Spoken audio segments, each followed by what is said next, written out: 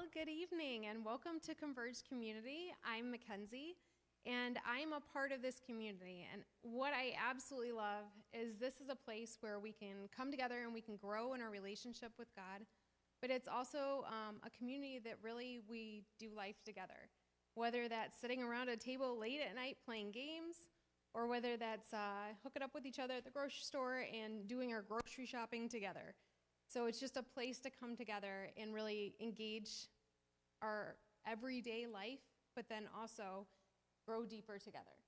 So thanks for coming, and I just want to share a few things before we get started. The very first thing is as you entered, or if you're online, it's going to be your first link. You're going to find your program, and this is really just a place to get some updates and some information. So make sure and check that out. And then as we get going, one thing we wanted to mention is that we want to make sure and pray for you and to celebrate whatever is happening in your life. And one way we can do that is if you fill out your connection card, which you'll find in your program, you can put a prayer or celebration on there. And we actually have a team of people that will be getting together on Wednesday nights at 8 o'clock on Zoom just to pray through any requests that we have and just to think about what it is that we are doing here and how we can connect with others and make sure that we are lifting those up in prayer. So please, please, please get out that connection card or click on that link online. And right now, I'm going to give you about 90 seconds to fill it out. So I'm going to fill mine out up here. Go ahead and right where you're at, fill yours out, and then we'll get started.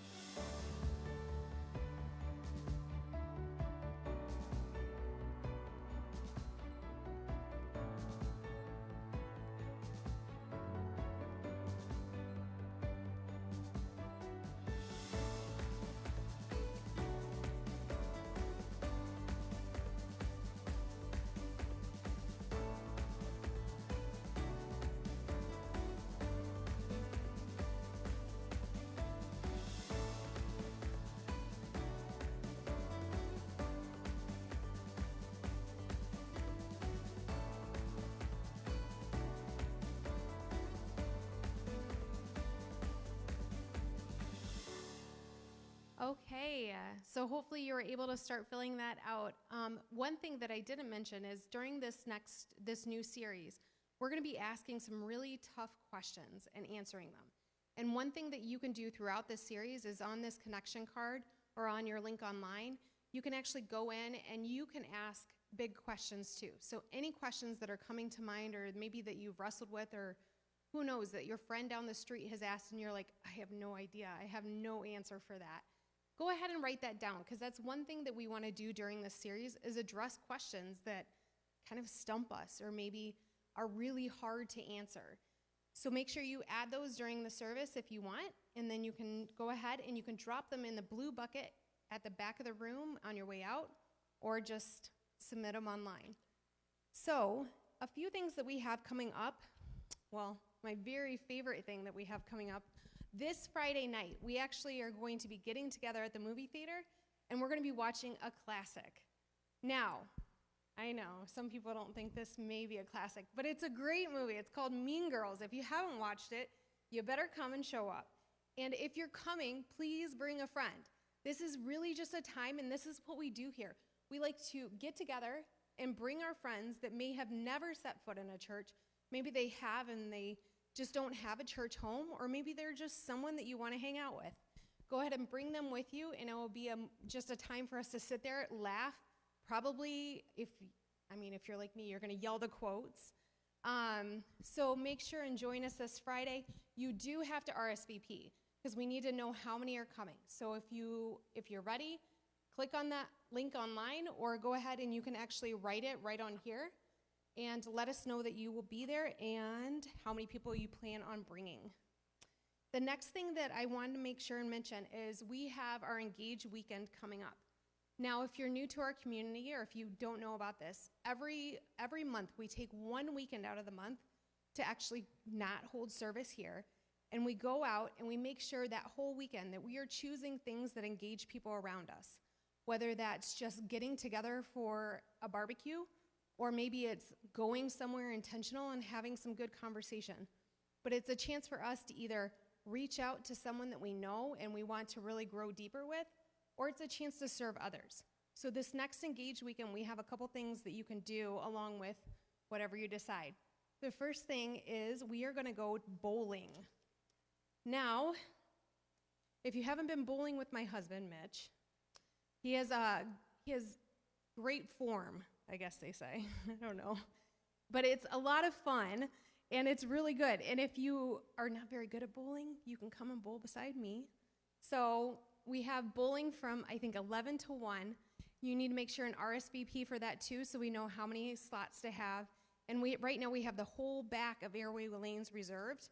And so we need to make sure that we're thinking about how many people we have, and then if we can give up some of that space, we will.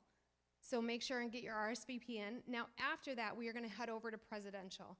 And if you haven't been with us long, Presidential actually is owned by two of our community members.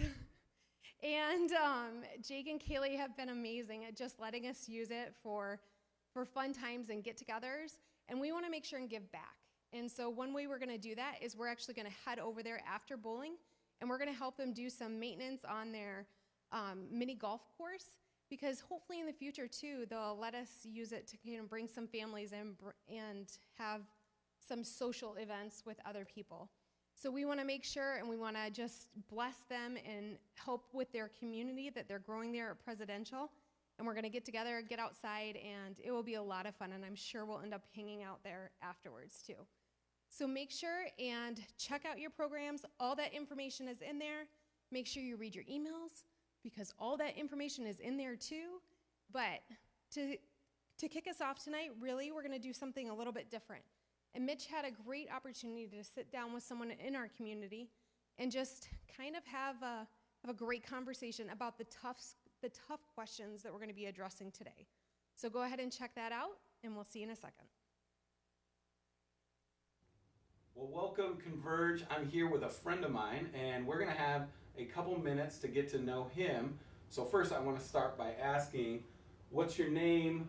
Where do you work? What do you do there? Where are you from? And tell us a little bit more about yourself. Thank you, Mitch. So my name is Akshin, and my last name is Jafarov. I am originally from Azerbaijan, which is a country between Europe and Middle East and, you name it, Central Asia. I work as a director of outreach and diaconal ministries in the Third Christian Reformed Church in Kalamazoo. In addition to that, I do part-time ministry with Reformed Church in America, and through Reformed Church, I work with refugees in the United States, especially in Southwest Michigan area. Very cool. And you're a pastor, correct? Yes, I'm also, yes, as a minister, I work with Third Christian Reformed Church, and on behalf of Third Christian Reformed Church, I do outreach in Kalamazoo area, but I also help our deacons, to help them in their various projects. Very cool. So I'm a little familiar with Azerbaijan. Yes. I lived in Turkey. I knew some people from there. And from what I understand, it's like 95% of the country is Muslim. So how did a guy from Azerbaijan come to America and become a pastor? Yes. So long story short is that I came to the United States because a Christian believer came to Azerbaijan, a professor from Western Michigan University, and we did research together. He was doing research on refugees because we have refugees from Armenia, and that's how we got connected. A friend of mine was his student. He put us in contact. He came to Azerbaijan, and when he came, he brought Bible with himself. I was a Muslim at the time. He brought the Bible, and he encouraged me to read it. He was an anthropologist. So that's how my journey to become a Christian started. We read the Bible together, we discussed the Bible together, and I realized that Jesus Christ was a better alternative, and in my view, deeper alternative and freeing alternative compared to what Islam teaches. That's my journey to Christian faith. I came to the United States first time 2005. I wasn't able to be baptized in my country because it wasn't safe. Like you said, it's majority Muslim nation. so I wasn't able to be baptized there. I came here, was baptized in First Reformed Church in Portage. Yes, went back, and then several months later I came to go to school. This time I went to Western Michigan University for a short period of time to get my English going, and enrolled in seminary later, Western Theological Seminary. The key point in my conversion was reading Gospel of Luke, first letter of John, which connects really love for neighbor and love for God and knowledge of God all together, and also Book of Job, which really speaks about suffering. I have a brother who lost one of his eyes, which was a very traumatic experience for me. So these are the things that, in short, made me to become a Christian. They really opened my eyes to see that I have somebody in Jesus Christ who understands me, who loves me, and who can share my pain, who really answers my questions. So that's a short way of the long story. I don't know if that's short enough or long enough, but that's that's how I can squeeze it into less than a minute. So. Sure. And what was your background prior to this, career-wise? What did you do in Azerbaijan? Before becoming a Christian and slowly moving into ministry, I was a lawyer. I was working in Constitutional Court of Azerbaijan Republic. I was also teaching on university as a lecturer. I was also practicing Muslim. So I was attending mosque, obviously, doing all the things that Muslims are required to do. But I was practicing secular law because Azerbaijan is a secular nation, and as a Muslim, the things that I did as a religious person and the things that I practiced as a lawyer didn't often go well together. You know, there's a secular law and religious law in Islam, and that didn't go well together. So I was basically working in court, helping people, working in university, teaching students, and you name it, working with judge. I had a judge that I worked for, basically interviewing people for the case, putting together documents, and writing reports. So at the heart, you're a researcher. Yes, I love researching. That's very true, yes. And you took that process with your faith. Yes, that's very true, yes. I did not become a Christian suddenly. It took me for really some time to become a Christian, exploring Bible, exploring Christian faith, separating what I see on TV, about America from my understanding of Christians in America, because people confuse it very often in Azerbaijan. So I had to learn how to separate that before I accepted Christ, yes. And in that journey to accepting Christ, we're doing this new series looking at some of the big objections to Christianity. What were some of those big objections or some of those unknowns that you needed resolved?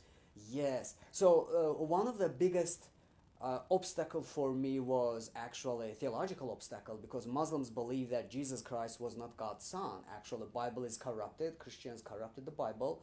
So Jesus Christ was a simple prophet. And I believe that because that's what Quran, the holy book of Islam, teaches. That was one of the biggest obstacles for me to overcome, and believe that actually Jesus Christ is God's incarnation. He incarnated among us. And I believe I resolved it by learning more about Scripture, by reading a little bit more about Judaism, and see how Judaism expected Messiah to come. The other obstacle for me was this issue of culture, because the way I grew up is that your religion is part of who you are culturally. You cannot change your religion. If you change it, you are betraying your nation. That was one of the big deals for me, because I thought if I'm going to become a Christian, I will be Americanized, and my people will refuse me even more, not just because of Islam. They will perceive me somebody who really betrayed his own nation.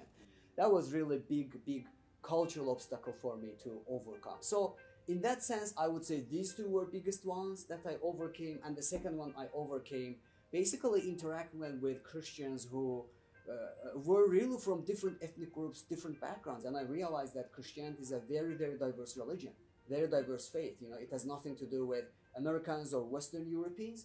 There are Chinese Christians, you name it, American Christians, there are African Christians, and that really prepared my heart to realize that I can be one of, you name it, God's child in this large family that is diverse in the church. So that's how I ended up, you name it, resolving these conflicts. Some of them actually I resolved after coming to seminary, say the Trinity, which was a big deal for me because as a Muslim I had no clue how to understand it. And as a Muslim there was a lot of prejudice against Trinitarian understanding of God, but in seminary I learned about those things, and that helped me to appreciate Christian teaching about God. That's really cool. Well, it's been really good to spend some time with you. Thanks. I And appreciate that. I'm grateful because you said you're going to be joining us Yes. for the service too. So if you have any more questions and you'd like to ask him and you're here, you can talk to him after the service. But I'm sure he'd be willing to catch up with anybody who's interested and ask more questions. And particularly if you have some of those, maybe a friend that you just want some advice on how to enter into Yes. that conversation. Yes.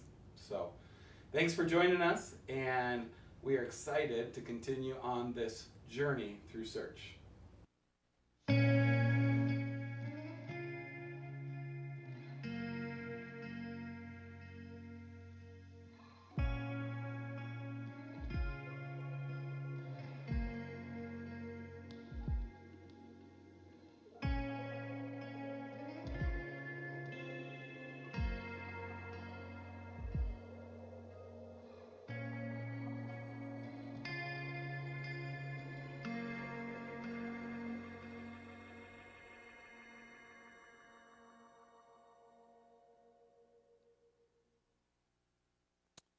All right. Well, thanks for joining us tonight. Thank you, Akshin, for doing that interview with me. And he's in the back room if you're with us. If you're watching online, he'd love to. I can tell you because I asked him, he'd love to get together with you. If you ever wanted to follow up, get to know him, ask some questions. He may be heading over to Presidential afterwards. We make that kind of a recent tradition of going there and just hanging out afterwards. And I think he may be able to join us there for a bit. You could catch up with him there as well. But we're grateful for him, not just the time he took to share that with us, but the work he's been doing here in Southwest Michigan, particularly through 3rd CRC and through the Reformed Church with refugees. So thank you, Akshin, for sharing with us. My name's Mitch. I'm the lead pastor here at Converge. We've been doing this just over a year now, which seems crazy. And my journey, too, you got to hear about Akshin's journey. My journey is kind of a meandering journey as well. And I want to take the time today to share a little bit more about that journey with each of you. Because some may just assume, hey, here's a pastor guy. He probably was born into a school where they sent toddlers to become pastors, and he just went right on down that path. But that wasn't the case for me. I actually grew up in a home that did have church backgrounds, but different church backgrounds. And so we went to church for a little bit when we were young, and then that kind of just dissipated. And I did like what a lot of other silly middle school and high school students do and make some dumb decisions along the way. And faith wasn't really a big part of my story growing up. And I went to college, and all of a sudden you have this kind of dramatic change in your life. I didn't know a single person that I went to college with, but I went to University of Michigan.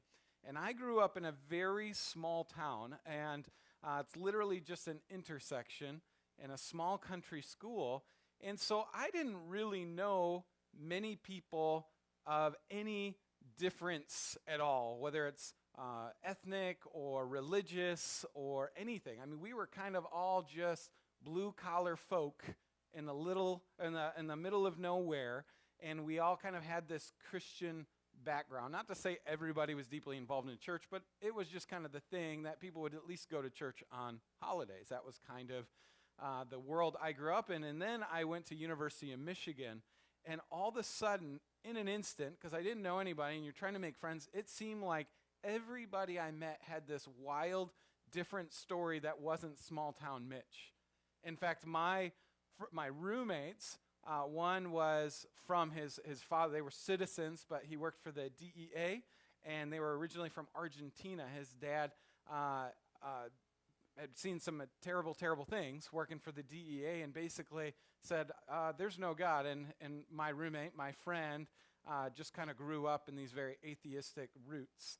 I had another friend whose one parent was from Jamaica, and one had an Irish Catholic background. So there's this kind of Irish Catholic, Rastafarian kind of hybrid of faith going on. I had a friend who was a Hindu down the hall. I had a friend who was Jewish in another dorm.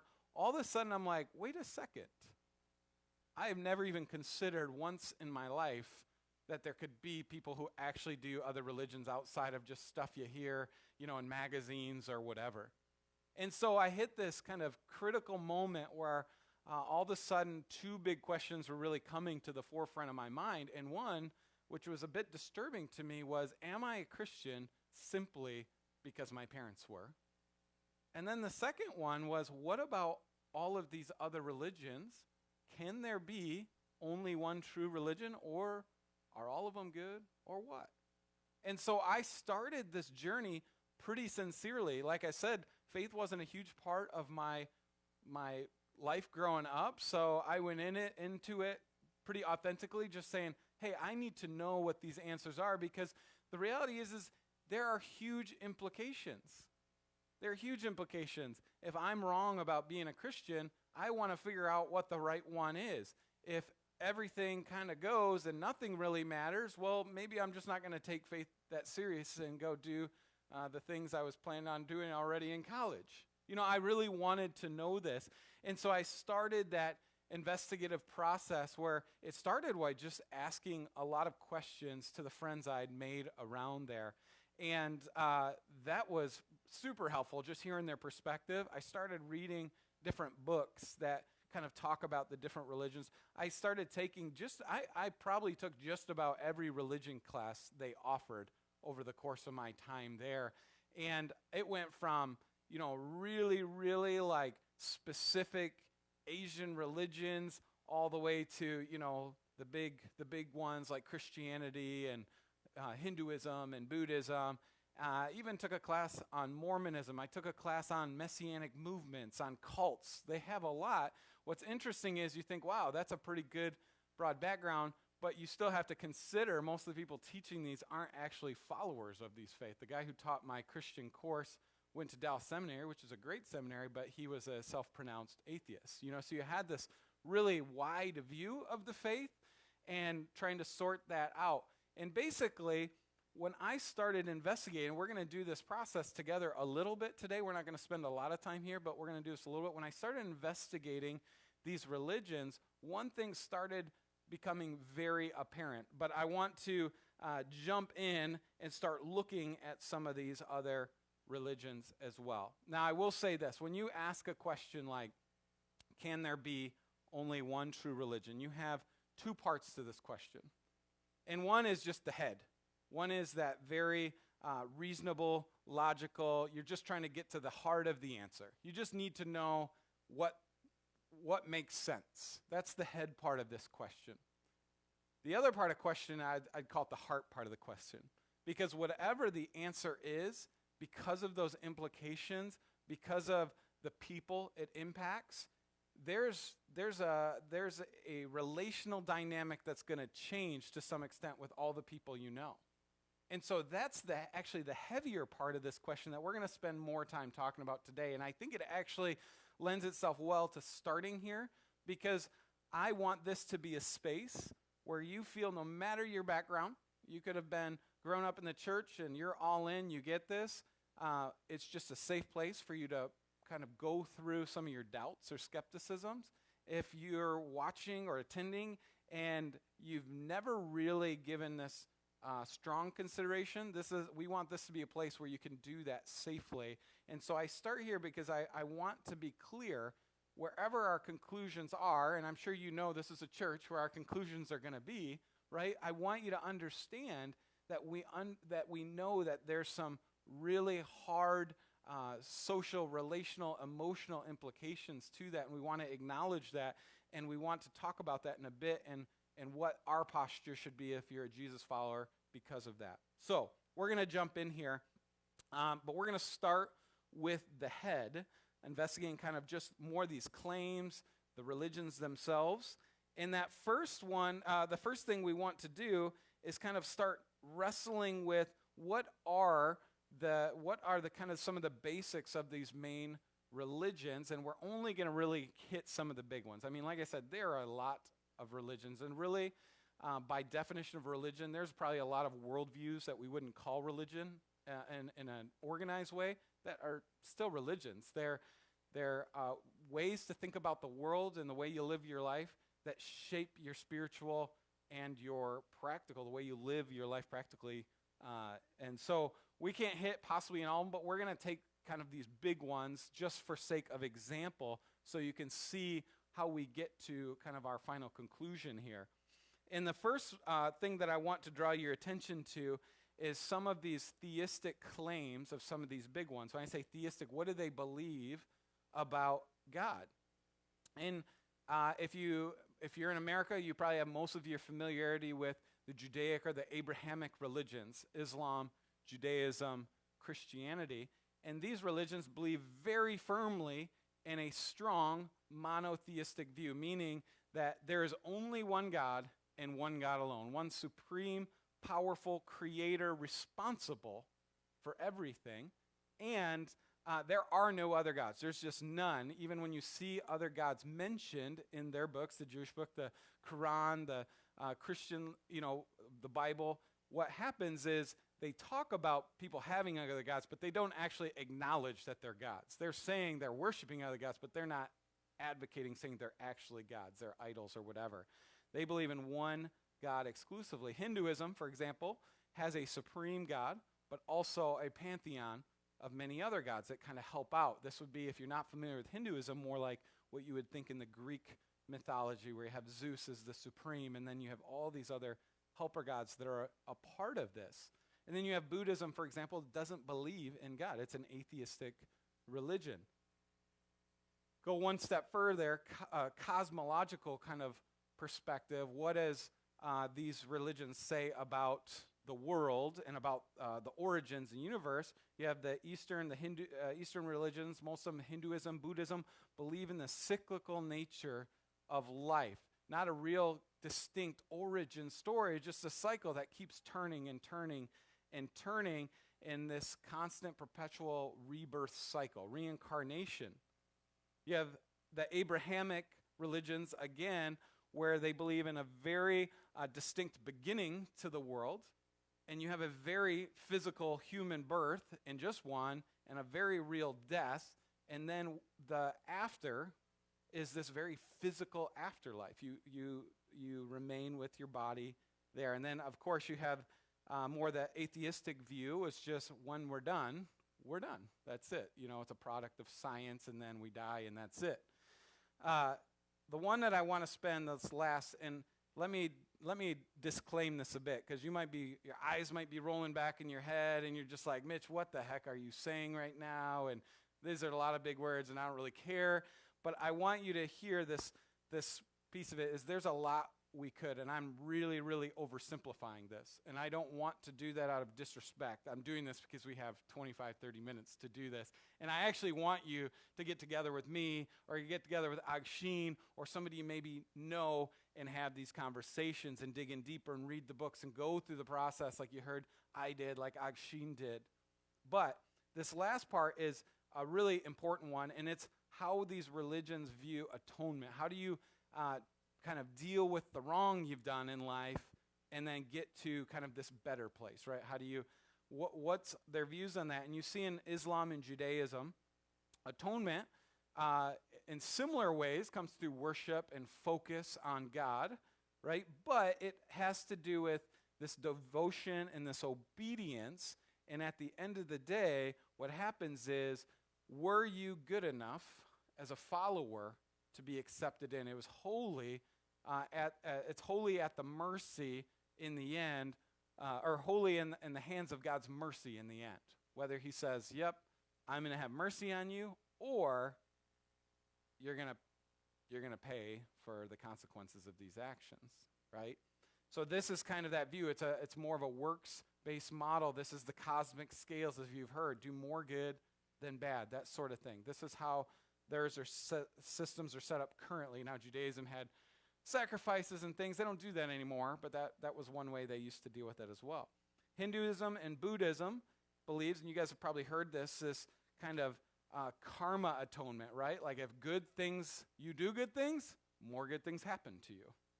If you do bad things, more bad things are coming your way. And it's almost this process of penance, right? You do something wrong and more bad things happen. You kind of have to grind through that and earn your way out of it. In a lot of ways, it is this kind of works-based model as well.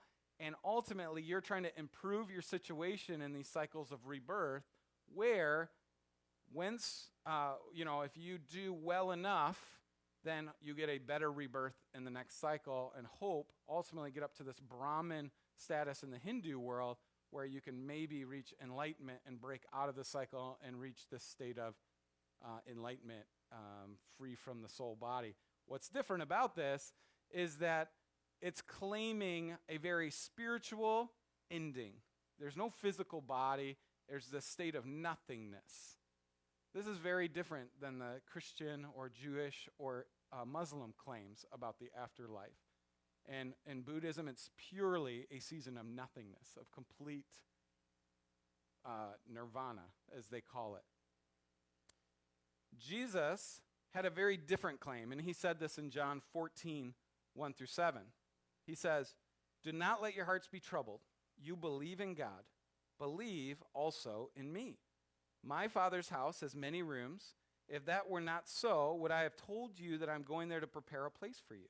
And if I go and prepare a place for you, I'll come back and take you to be with me, that you also may be where I am.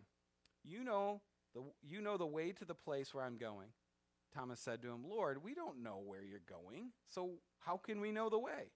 Jesus answered, "I am the way and the truth and the life. No one comes to the Father except through me. If you really know me, you will know my Father as well. From now on, you do know him and have seen him." This is a really, really important part of the Christian Bible because Jesus, he's talking about the future. He's talking about the end life. There are these specific claims about what that end life is going to be and what it isn't. He's also saying, I'm going to go pave the way for you with my Father. So he's making some interesting claims as we think about monotheism. This is what Agshin was talking about, the difficulties with the Trinity in Judaism and Islam in particularly. But then he goes on to say, you have seen the Father. If you've seen me, you've seen the Father. This is a claim of deity. He is saying, I and the Father are one. We are God. And nobody goes to heaven. Nobody goes beyond this life except through me.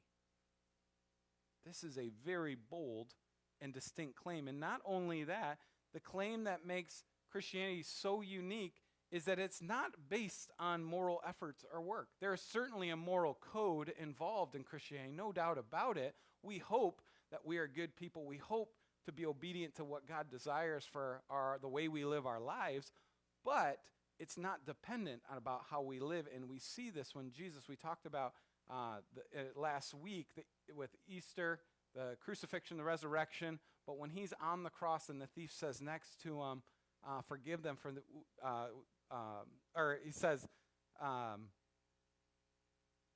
he basically attests to Jesus' deity there, and Jesus says, today you'll be with me in paradise, right? This guy literally did nothing other than to express belief in Jesus' deity, and Jesus assured him salvation on that day. There was no works involved there. This is where Jesus' claim is so unique. It's based wholly on Jesus' work on the cross, on his perfect life and our profession of faith in him. And then after we make that profession of faith and believe, there's certainly an expectation, and Jesus makes that very clear also, that out of gratitude, out of the way that we experience God's salvation, we want to live morally, but that's not the reason we get in. It's wholly by grace that we're in. The reason I say this is because just a quick survey, we can see that they're making some very, very distinctly different claims about their faith. And when we go back to that question, can there only be one true religion? If two things are claiming vastly different perspectives, then how in the world can they both be right? This is not bantering which one is right or isn't right. I'm not trying to do that. I'm just trying to help you see you can't have two opposite opposing claims and say they're both right. And right now, it's easier, and quite frankly, this is why I talk about the heart part of this question, when we are afraid to say only one can be right. We're afraid of the implications that has on others that don't believe in the same way we believe is right. That's not easy, and I'm not pretending or professing to say it is easy. I'm just telling you this is a philosophical truth. If you have two different views, two differences, they can't both be right. Only one can be right or none can be right. That's your only possible conclusion. And that's ultimately the conclusion I want to make with you guys. And I'm not even going to go into why I believe Christianity is right. You heard a little bit about Agshin, how he came to that process. You heard a little bit last week as we talked about the resurrection. I believe in the resurrection. I believe in the true historical resurrection. And when you start believing in those claims, it makes all those other claims, biblically, in my mind, real and true as well. And so we're not going to spend a whole lot of time on that. What I want you to hear this is we can't just be okay with saying they're all right. We have to come to this conclusion that either only one or none is right. And that's hard. I've heard this, and you've probably heard it too. It's a Hindu parable about this king and blind men around an elephant, and they're feeling different parts, the trunk and the legs, and they say, oh, this is a tree, and this is a snake, and this is a... And they use it as a metaphor to say this is really the nature of religion, is it's all one kind of thing, and they all just see it differently. And the problem with a metaphor like that is it assumes great arrogance by the person saying that's the way. Because it assumes this backup view like the king has, so he can see the blind adherents with their, just touching the individual parts of the elephant and believing that. And often when you hear this, it comes in a maybe an academic or sometimes even an atheistic environment where they're saying, oh, silly peasants, silly blind people, they don't know what they're doing. It's all one. That is a bold philosophical claim, because what makes you think you can do that, and I would go one step farther to say, is you can't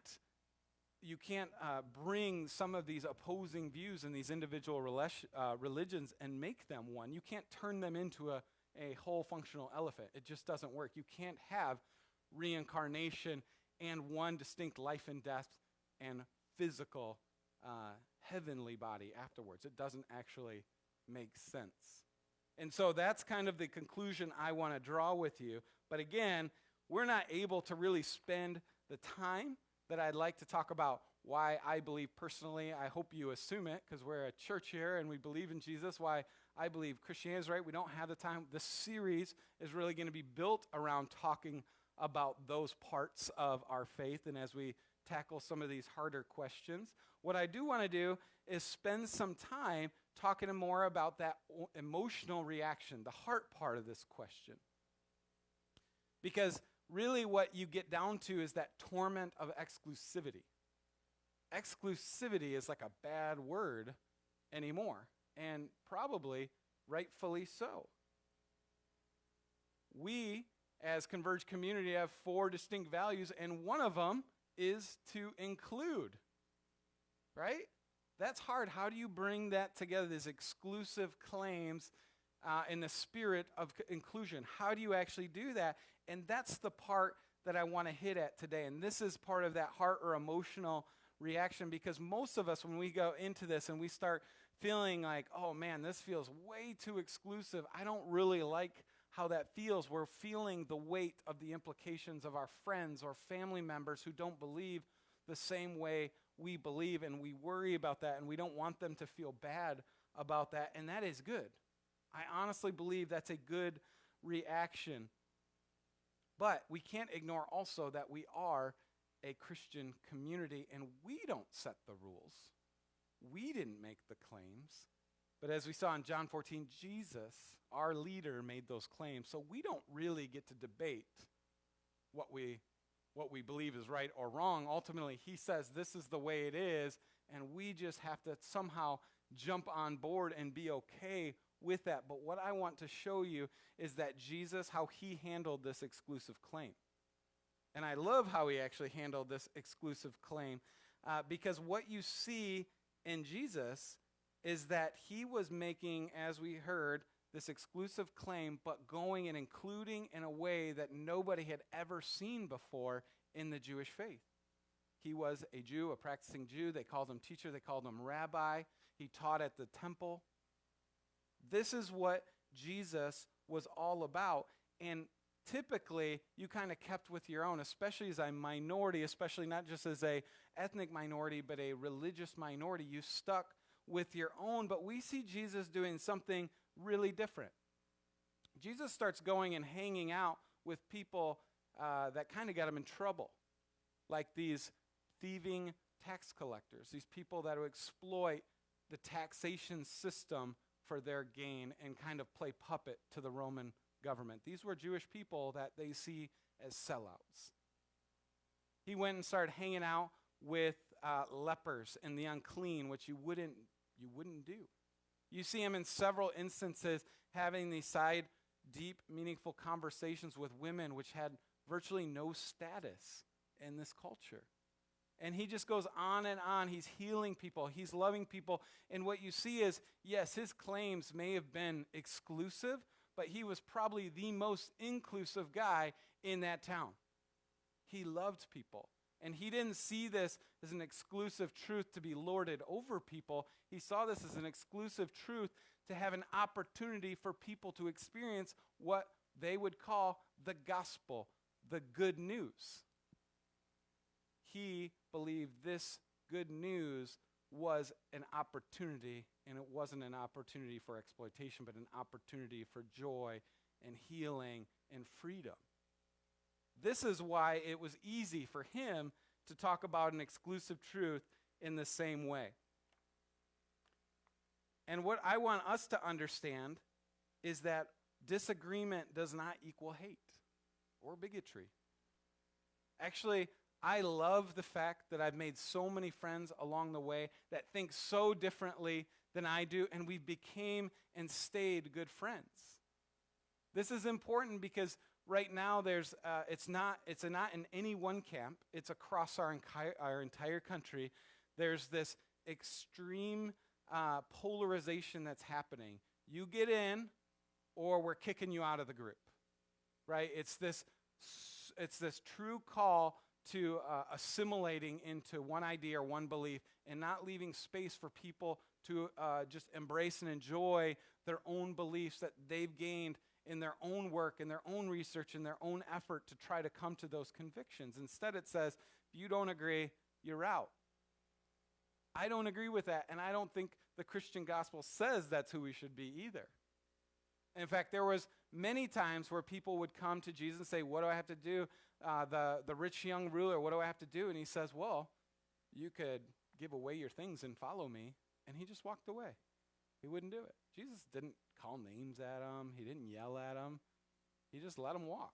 He wasn't trying to be mean or oppressive. He gave him an opportunity, and he didn't take it. And this is the difference is when we start using what we believe to be truth as an opportunity to exploit people, that is bigotry. That is hate, and that is not okay. That is not allowed. And many, many churches and seasons of Christianity have done that. And for that, I can't really apologize for them, but I'm just going to say I apologize for those exploitations. That was never the heart or the intention of Jesus. Instead, what Jesus wanted is to share this opportunity for good news and allow people to come and experience, allow people to have those conversations, allow people to journey, search, and wrestle and to come to those conclusions. And they only can do that if they build strong relationships. This is why relationships is at the core of our mission here. Because we don't assume that everybody's going to think the same way. Actually, the mark to me of a really solid church here is that we have extreme diversity in all kinds of different views. Obviously, there's a commonality among Jesus as a Lord if we're a professing Christian church, but within that, there's all kinds of opportunity for different ways of thinking, whether it's political or some theological kind of nuances. That's okay. And we get better when we're able to have those conversations in healthy ways and when we're actually able to disagree and love each other well. And I've experienced this with people even outside of the faith. One of my very best friends throughout college, his name was Serkan. He was from Turkey. He was a devout practicing Muslim. We lived together for 2 years. And he and I were incredibly good friends. We had incredibly good faith conversations. And there was maybe a hope in my heart, because I believe it's true, that he would come to faith in Jesus, just like he probably, because he believed Islam was true, hoped I would come to faith in the Muslim way. But we didn't have to enjoy a good friendship. We didn't have to grow in our compassion and understanding for humanity. We just did that because we loved each other. And I do that, and I believe you should do that, because if you believe in cosmology that comes from Christian, or from the one supreme God, this Jewish Christian mindset, you also believe he created every person and deserves honor and respect and dignity, and so you should treat him that way. And ultimately, this is where the harm has been done by the church and probably many other religions, where we say, we're right, you're wrong, and I'm going to hurt you, I'm going to oppress you, I'm going to hold this over you for that. And here's the deal. If we actually want people to experience what we believe, hopefully you believe, is good news, it will never work if you exploit or oppress people and say, now you have to. It'll just never work. This is why the Jesus movement exploded in the first 200 years.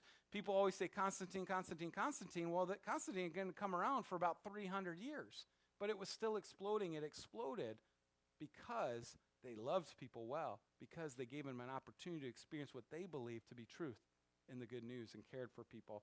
And that's what I want our story to be as well, is that we're not using this as an opportunity for hate or bigotry or superiority thinking. We're using this as an opportunity for others to experience what we've experienced, what we believe is the good news. So I'm going to kind of wrap this up here, but we believe that we're equipped to do this by God. Don't forget that. We believe that the Holy Spirit is in us if you're a follower of Jesus. So this is what I'm asking you to do. And if you're watching, if you're here and you're just kind of exploring, as is also what I want you to do. And because remember, there's two major parts there. There's the work of figuring out answers to this. And I want you to do that and do the hard head work. But then there's the hard heart work of loving people really well. And so I'm going to break it down kind of into 4 simple steps here. And that first one is just to start investigating. This is what this series is all about. Start investigating what you believe the truth is. Start investigating for the sake of certainty, for the sake of conviction. Make sure that you're confident with what you believe, because if you're not, that becomes troublesome.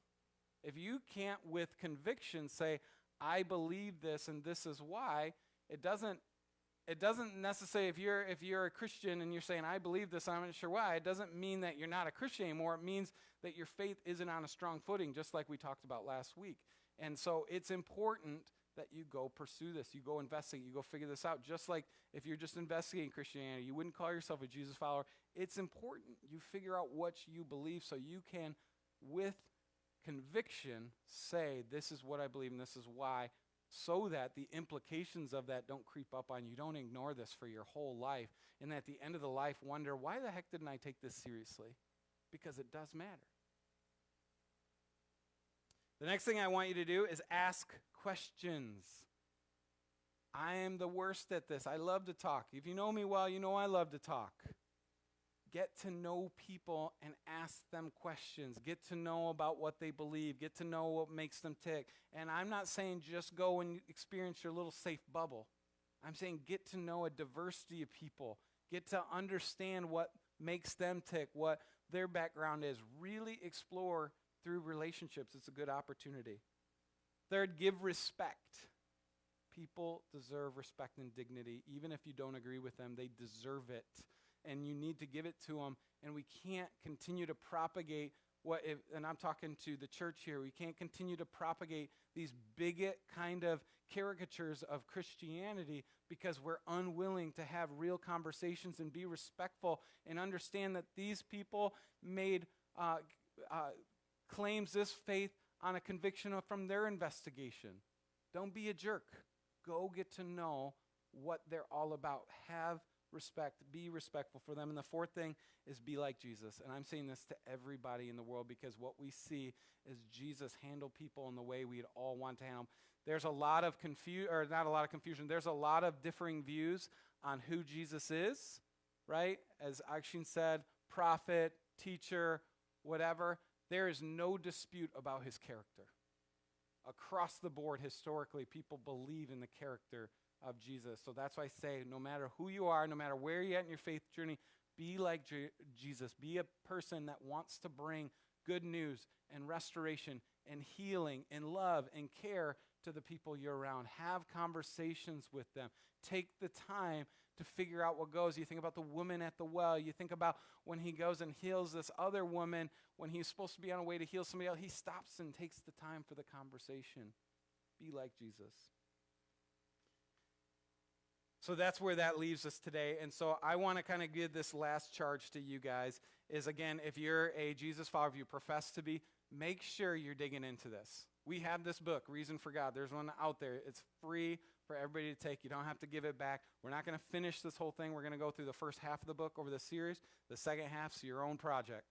And make sure you're digging into this. Make sure you feel like you have conviction and can answer strongly these. It doesn't need to be a perfect answer. You just need to have some conviction. And of course, most of all, if you consider yourself a Jesus follower, make sure you're treating people well. That's my big heart, and that's my heart for this whole series. This is not a series to point fingers and try to show everybody why we're superior. That is not even my heart. That's not my intention. My desire for this series is that we figure out how to love people well and be like Jesus, create opportunities for them to maybe ask us questions and be interested in what it is that we profess to believe. And maybe you've, on the other side of this, if you're a Jesus follower, you've just kind of never really thought about the implications of, can there be one true religion? And you said, everybody's probably all right. And maybe they will. We don't know the mind of God, right? But we have a pretty good sense of what it is based on what we believe to be true in Scripture. And if you're just letting yourself go there, I say hit the brakes on that, pump the brakes, and realize that there may be some significant implications. And I want that to stir some fervor in you to go and start having conversations with people, respectful, loving conversations with people, to help them at the very least hear what you believe is to be an opportunity in following Jesus.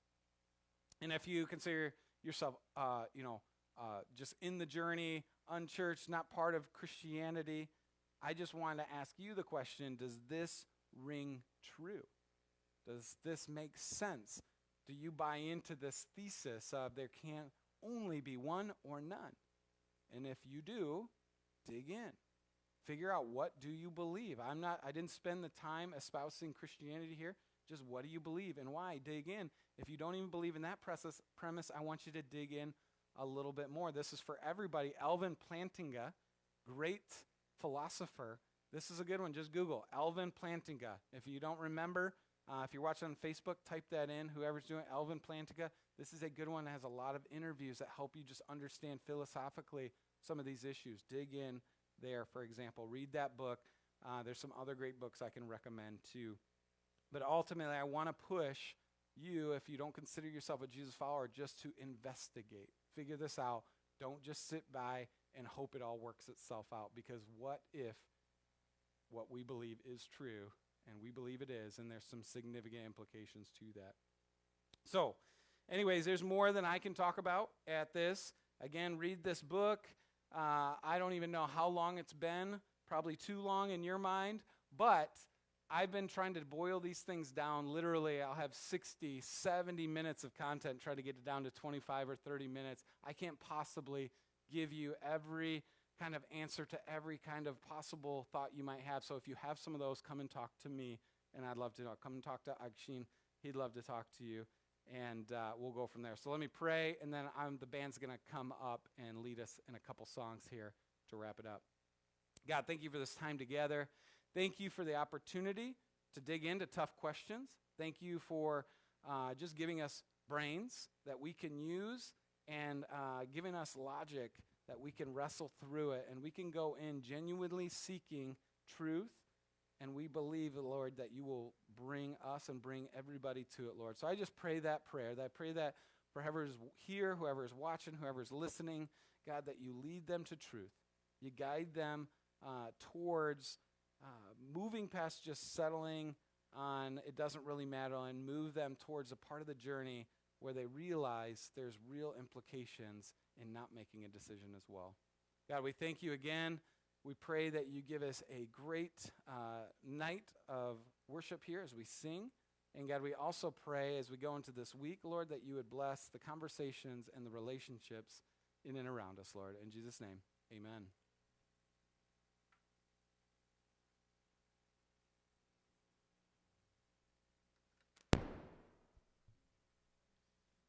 And with that,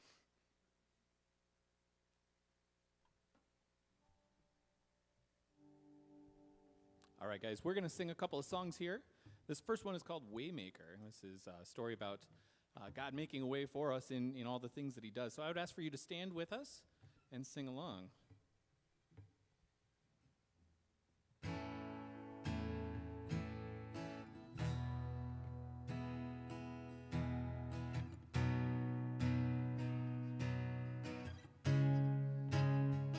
You are here, moving in our midst.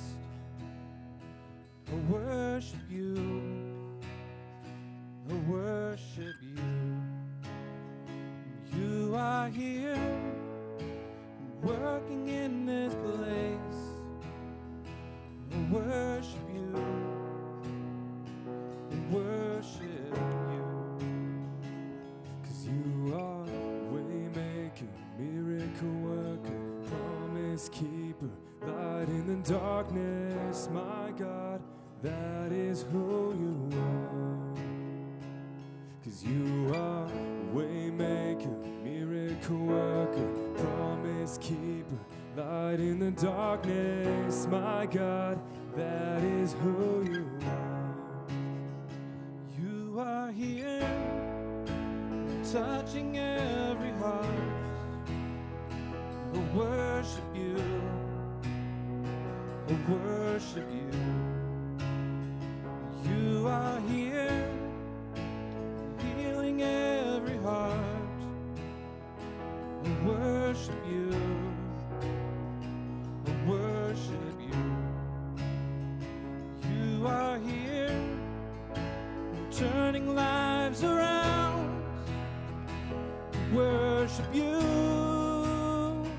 I worship you. You are here, mending every heart. Worship you, oh, I worship you. 'Cause you are waymaker, miracle worker, promise keeper, light in the darkness, my God, that is who you are. 'Cause you are waymaker, miracle worker, promise keeper, light in the darkness, my God, that is who you are. Oh, that is who you are. That is who you are. That is who you are. That is who you are. That is who you are. That is who you are. That is who you are. That is who you are. And even when I don't see it, you're working. And even when I don't feel it, you're working. You never stop working. You never stop working. And even when I don't feel it, you're working. And even when I don't feel it, you're working. You never stop working. You never stop working. And even when I don't see it, you're working. And even when I don't feel it, you're working. You never stop working. You never stop working. And even when I don't see it, you're working. And even when I don't feel it, you're working. You never stop working. You never stop. You are waymaker, miracle worker, promise keeper, light in the darkness, my God, that is who you are. 'Cause you are waymaker, miracle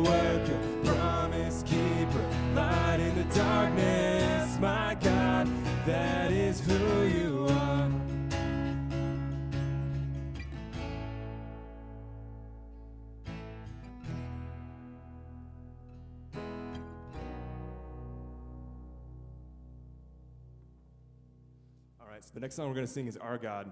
And like Waymaker, we're going to worship and talk about who God is, what he's done, about his power, his character, his strength, and his victory.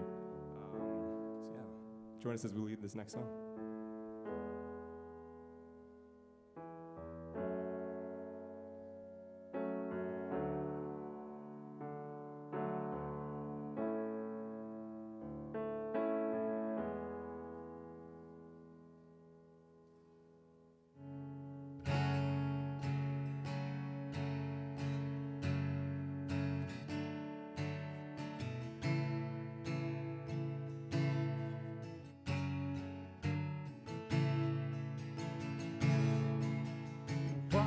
Turned into wine, open the eyes of the blind. There's no one like you, none like you.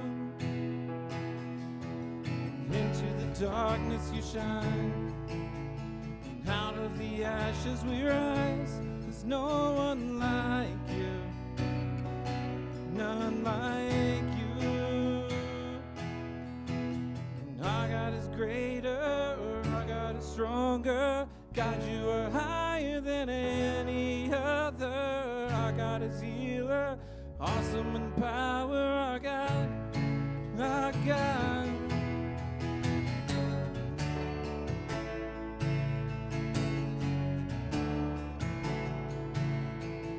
Into the darkness you shine, out of the ashes we rise. No one like you, none like you. Our God is greater, and our God is stronger. God, you are higher than any other. God is healer, awesome in power. Our God, our God. Our God is healer, our God is stronger. God, you are higher than any other. Our God is healer, awesome in power. Our God, our God.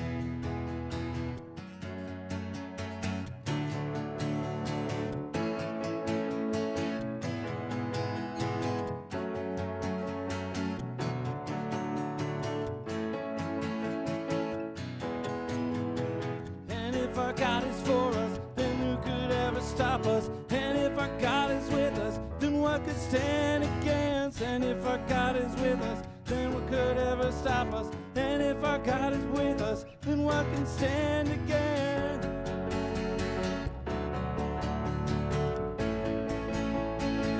What could stand against?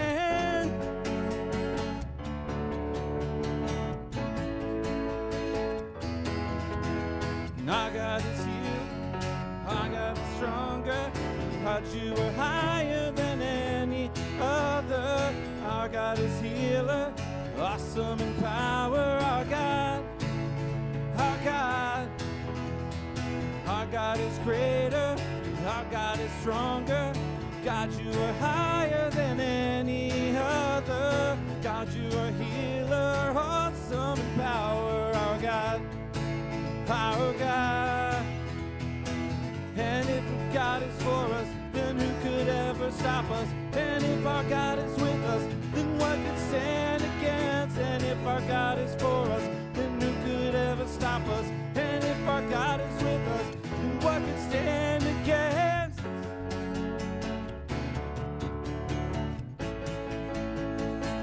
What could stand against?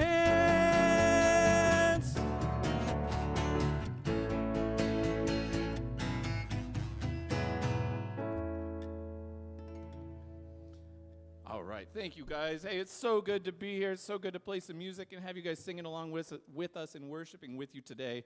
I just want to get us closed out. Thank you for coming here live and following along on the internet with us today. Just a couple of reminders as we get ready to move on to the next part of our day.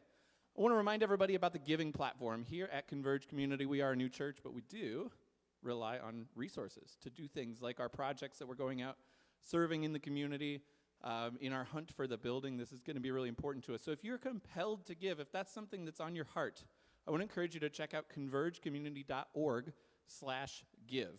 We try to make it easy for you. That would be A shame if it were difficult to pull that off, but converge.community.org/give is the place that you can go to do that. I want to give you a reminder about the connection cards that you guys filled out earlier today. Please take those and drop those in the blue basket out there. Josh is standing there waiting kind of by that basket so you can kind of see where that would be. Make sure you drop those in so that we can get those prayer requests to our prayer teams and be praying for you. And speaking of prayer, let's pray together real quick. Father in heaven, thank you for this day. Thank you for another opportunity to come together both here and in person and online. God, it was so good to hear your message and hear the story about how you are our one true God. How our Christianity faith that we've been learning so much about, God, we're just so grateful that you've taught us and brought us into your presence. So God, we just pray that message would sink in for people this week, that we can talk about it with our friends, that we can remember to do that in a unique and respectful way, that we can learn from one another through this entire experience, God. And I just pray that you would be with us as we all go. We pray this in the name of Jesus. Amen. With that, everybody, have a great day. Thank you so much. It's great to see you.